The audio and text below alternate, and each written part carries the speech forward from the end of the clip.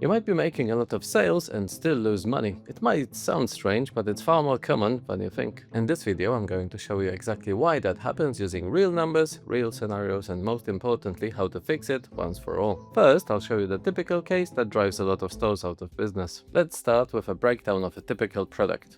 You buy it for £10, sell it for 24. On the surface, that looks great. But here's where things go south. You want to offer your customers free shipping because you're nice and everything. With the selling price of £24, the first thing that will happen is the VAT man will take £4 from the sale. No worries, you still have £20 in your pocket. Now you pay for shipping, £3, you're down to 17. The ad spent to get that customer is £10. Now we're at 7, below our purchase price. You still need to put the product in a box, that's about 30p. And the payment gateway, Stripe or PayPal, will take another 70p. So now we're down to £2 in the negative, and we haven't even paid for rent for any space or anyone to send these for us. To fix that, we can charge the customer postage, say £4, and we're back to black, but only just. We still need to pay for things like premises, software subscriptions that come to about £1 per order. All you're left with is £1 after you've paid everyone. That's not really a good business and the reason why a lot of people go broke. You probably have noticed that we paid rather a lot for the customer, £10, but that's how it is in 2025, there's not really any way around it. Or is there? What if we try Amazon FBA? So let's do that. You decide to use Amazon FBA fulfilled by Amazon. Your product still sells for £24, take away VAT of 4, Amazon's referral fee is £3.50, Amazon charges you fulfillment £3. You're now down to £13.50. It costs you about 50 pence to send it to Amazon in the first place between shipping and labor. Your product still costs you £10, so all in all you're about £3 in profit.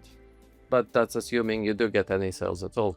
You either have to have a really popular listing or be the lowest priced on an existing listing just to get into the buy box. So when your listing is new, you still have to spend money on Amazon ads this time, and the situation will be pretty much like before, but even worse. Why? You will get some sales, yes, but you won't get customers. See, the goods will get sold to Amazon's customers. You won't get these customers' details and emails, you won't be able to make any contact with them and market to them. And they'll also just buy typically one item at a time. Also, you're fully locked into the Amazon ecosystem and they can shut you down at any time without any notice. Amazon FBA is okay as an additional channel, but relying on it exclusively often ends in tears. So that was depressing, wasn't it? That's exactly why it's crucial that you work with someone who knows what they're doing and that can advise you on every step of the way. If you need help with structuring your business, book a call with me using the link in the description below and I'll show you what to do. Right, so let's fix it all now. Let's say you can sell 3 units at a time as a bundle. You could charge £72, but let's be nice and sell it as a buy 2, get 1 half price offer. So we'll only charge £60 plus shipping, 64 in total. The VAT on £60 is £10, leaving you with 50. You pay £10 for ads, same as before, so you're down to 40.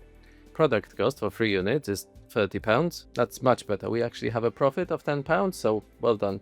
Still, £10 on a £64 sale is not spectacular. It works out at about 15% profit. You will not go broke at this level, but your company will take forever to scale and you won't be able to pay yourself. You don't want that. You don't want to work for free. But how do you get out of this pickle? The simplest thing you can do is to either raise the selling price or negotiate the buying price with the factory.